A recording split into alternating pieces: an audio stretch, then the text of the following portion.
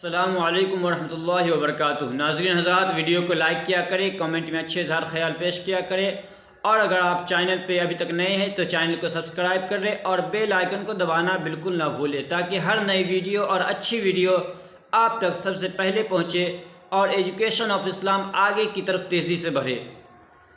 تو آج یہ سماعت فرمائیں کہ وہ رشتہ دار جن سے پردہ کرنا فرض ہے۔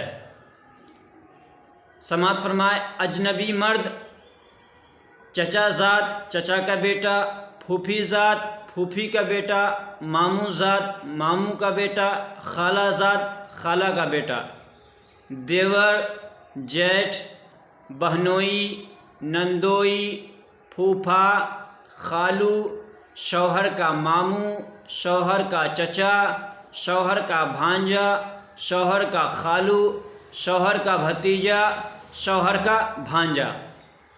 یاد رکھے، مرد کی حیادار آنکھیں اور عورت کا پردہ دار جسم ہی ایک پاکیزہ معاشرے اور حقیقی فلاحی ریاست کا ضامن ہے۔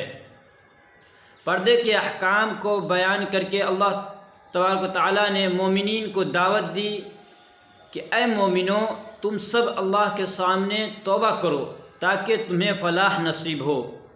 سورۃ النور آیت نمبر 31۔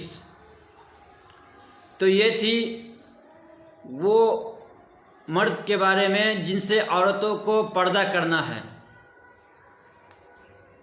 فقط والسلام، السلام علیکم ورحمۃ اللہ وبرکاتہ۔